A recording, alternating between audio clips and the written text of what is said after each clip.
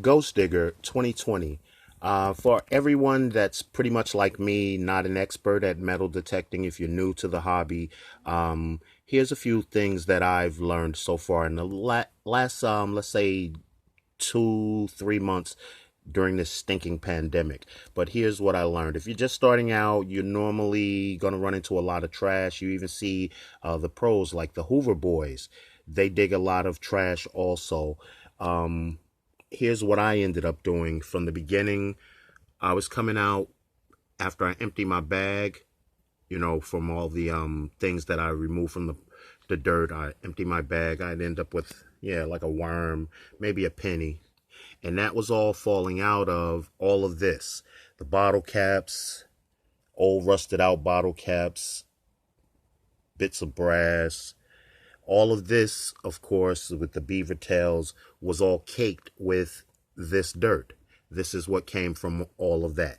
So that was how I started. First week, second week, I might find a coin or two here and there, but nothing of any value. A lot of beat up pennies. So, watching the Hoover Boys, I started changing the settings on my metal detector because I saw them doing it and it kind of worked for them. So here's what ended up happening for me. I ended up, after changing my settings, trying to find nickels amongst all that trash that you just saw. Here's what I came up with. I found a buffalo nickel, and it was an unknown year before cleaning. This thing, as you can see, was pretty much caked and horrible. So I used an Andre's pencil on it to clean it up some.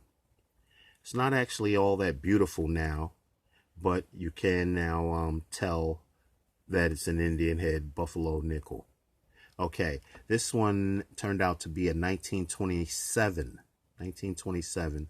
Okay, and I kept on finding coins, but still at a slow rate. For every, let's say, 100 bits of trash, then I'd find something like this, a wheat cent. Okay, and after cleaning that up, that 1932, sorry, and another one. I forgot this one.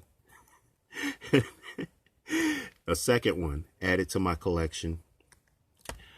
Here, I started a new technique just in the last month. Started particularly just coin shooting.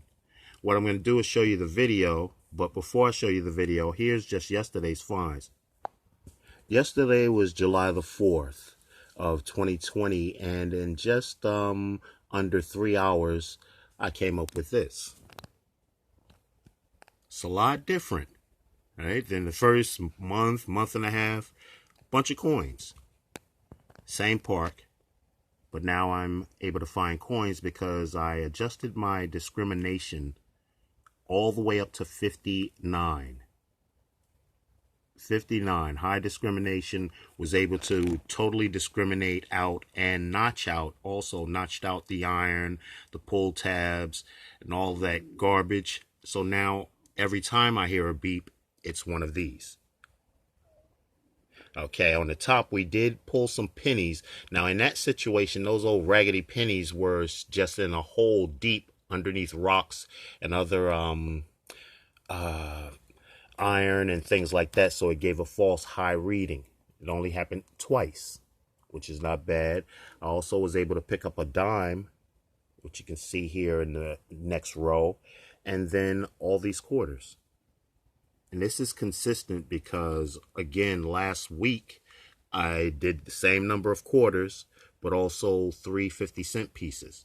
So I'm working this new setting now with the high discrimination, and it's doing pretty good. So let's go on and show you the finished shots.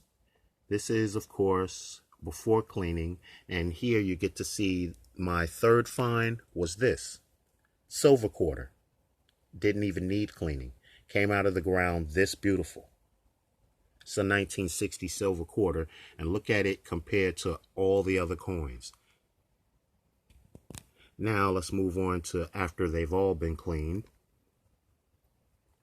And here we have it. At the top, we have a 1990 Denver Mint dime. Then we have our 1960 Denver Mint silver quarter. We have 1981 clad quarter, 1985, 1993, 1995, 1996, 1998, and first state quarter, 1999, two state quarters, 2002, two state quarters, 2003, two state quarters, 2004, one 2008, and 2015. Also not pictured here, there's 2001, just one 2001 quarter also.